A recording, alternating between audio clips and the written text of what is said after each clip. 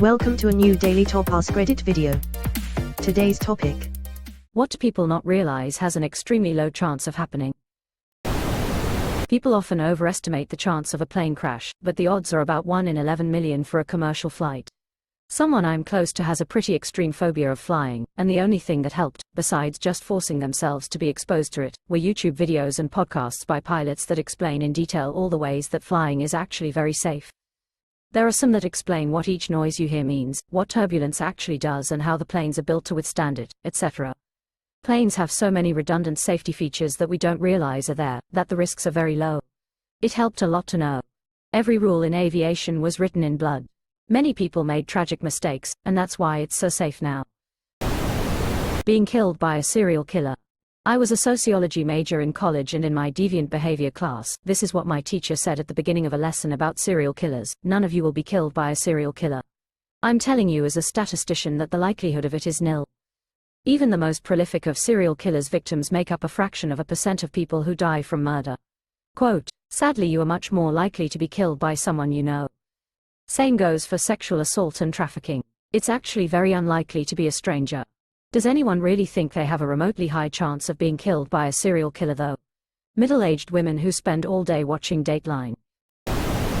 Hollywood stealing your idea because you told someone in a bar it'd be cool if Batman fought Deadpool. I see this all the time. I'm active in the board game community, and people who haven't played a game in 20 years will show up with their revolutionary B-game idea and want feedback, except they can't tell you what it is because you might steal it. But it's basically like playing D&D, but as a board game. Wouldn't that be cool? Exclamation mark. Similar thing happens in video games where people think their ideas are worth millions and they just need a code monkey to do the trivial job of actually making the game. A classic on our programmer humor. Friend calls you who you haven't heard from in years. Hey, so I heard you know how to code. Well, I have an idea that will be the next Facebook. I've got it all figured out, I just need a programmer. Random child abductions are extremely rare. Most of the time it's one of the parents. Of course you should teach your kids stranger danger, but the way some parents behave, they think there's kidnappers hiding behind every bush. Or the way random people try to scold and shame parents with this nonsense. Like, no, a random kidnapper isn't going to snatch my kid off the front porch while I set my bag just inside my front door. But thanks for trespassing onto my property to lecture me. Right, kids used to run around the neighborhood and go to the park alone. Now that's unthinkable. Surviving after CPR. It's roughly 7 to 10% if you're outside the hospital, and even less when you're a senior citizen. It's also very brutal, as many people aren't prepared to see 200-pound men putting their body weight onto grandpa and grandma's chest, breaking all their ribs, instead of just letting them pass peacefully. I accidentally drowned in 2020. My husband found me and got me out of the pool and started CPR. I came to about 20 minutes later. I have some brain damage, but I am lucky as fuck. The pool was cold, so that helped. Learning the statistics after was sort of mind-blowing. What kind of brain damage, if you don't mind me asking? Looking at it conversely, 1 out of every 10 people who lose a heartbeat survive when they're given CPR. To me, that sounds miraculous. It's true, it's just not like TV.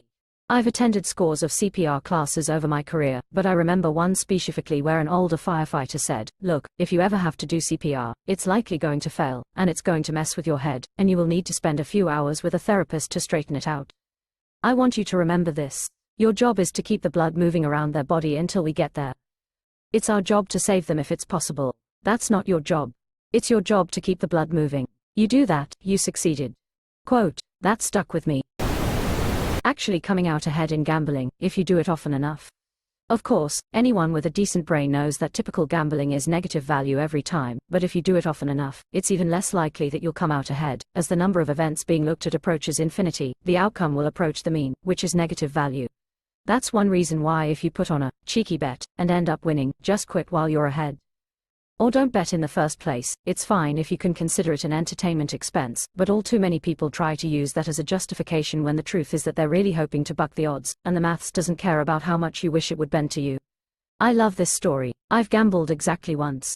Went to a casino with my wife, we each spent $10 on a dollar slot machine, I think.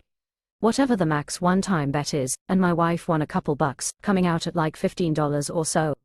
She looks at my machine and asks if I spun yet. Well yeah, I think. It hadn't stopped yet, just kept going and going until I thought I'd messed something up and it had gone to a demo mode or something. Nope, it kept hitting free spins until I cashed out like $400. Well, that'll never happen again, let's go get some food. I buy the occasional lottery ticket, but like you, I've gambled exactly twice and come out ahead both times. First time was at the horse races. Company outing, I put the $20 I had brought on one race where there were a couple of horses that had names similar to my cats. I bet on them to show, and they came in first and second. I won $183. Cool. Second time was a sports bet. My local football team hadn't won the cup in more than 30 years. But the team had a few really good years and I figured they were due. I put a $100 bet on them to win the cup. I didn't tell anyone, not even my husband. 10 to 1 odds. The $1,000 I won paid for most of our vacation that summer, lol. I'm way ahead and I'm not doing it again. People will spend $5K on lottery tickets, win $6K and then act like they just got $6K profit. I mean, if I could consistently spend $5,000 on lottery tickets and win $6,000, I would do that for a living because it's profitable, lol. It's more like, people will spend $5K on lottery tickets and win $2K and act like they profited. One of my friends is currently homeless because he is a gambling addict and he's still 100% convinced he's good enough to go pro and support himself. He just needs $10,000 to get started. Mental illness is bad. Honestly, the problem with gambling addiction is that it's hard to even classify it as a mental illness. It's literally been carefully engineered to exploit and prey on human nature. Being thrown from a car during an accident, and coming out unharmed.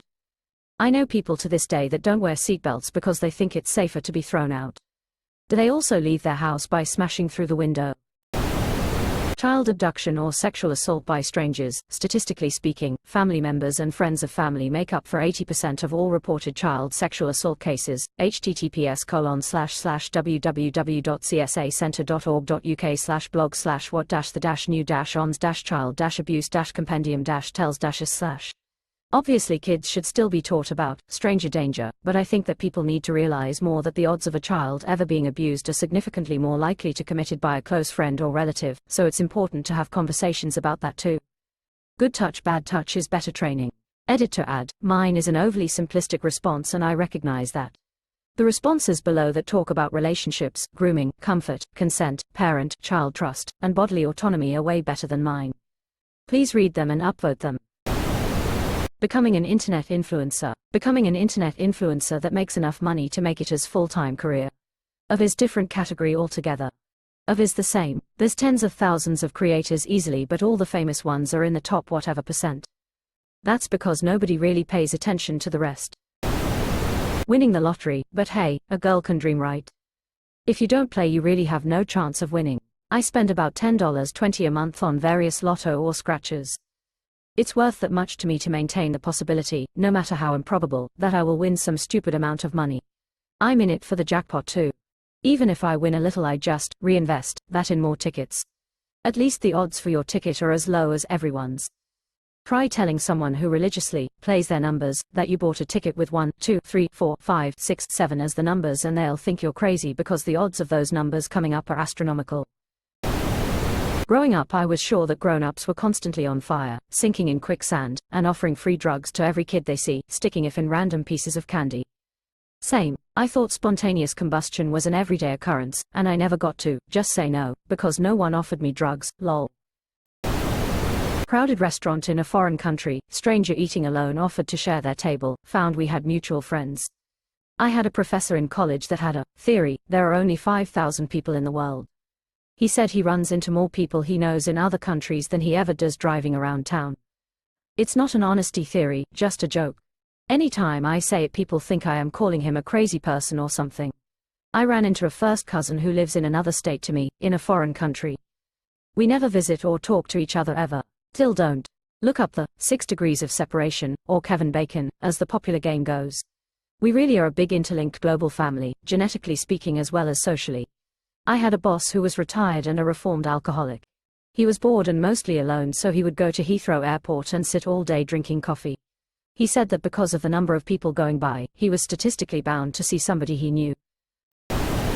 Shuffling a deck of cards and it being in the same order as any other deck shuffled since the deck of cards was invented. 52 is a tremendously large number. A person could shuffle cards from now till the heat death of the universe, and there would likely never be two legitimate shuffles producing the same sequence exactly. Edit, because this has gained a little traction, I must clarify for many people that are saying, well actually, the fact that it's cards, and the fact that a shuffle is used as a randomizer is basically irrelevant. It's just that 52 is a truly astonishingly massive number, and cards are an easy concept to grasp in terms of the number of permutations in a set of 52 unique items arranged in a random way. Yes, people with card skills can do tricks to arrange cards in a specific way, but that isn't the point. The point is that humans are awful at visualizing large numbers and just how many probabilities can exist from a relatively small number. But I guarantee a few of you will say to a friend or family member, hey, want to see me do something that no one has ever done or ever will do before the death of the universe? Then shuffle a deck of cards at them, smiley face. At least I hope you do. Exclamation mark. Been some great comments here, thanks smiley face. Despite there being math to support it, every time I hear this fact, there is some part of me that has trouble accepting it as true. Despite the amount of combinations being extremely large, the fact that new cards always come in order probably means that it has, in fact, happened a couple times. I mean, if you shuffle perfectly, with one card from your right hand going down, then one card from your left hand, etc., the cards will be perfectly interspersed. So if you are really consistent with shuffling, it is possible to end up with the same deck if you started with the same deck.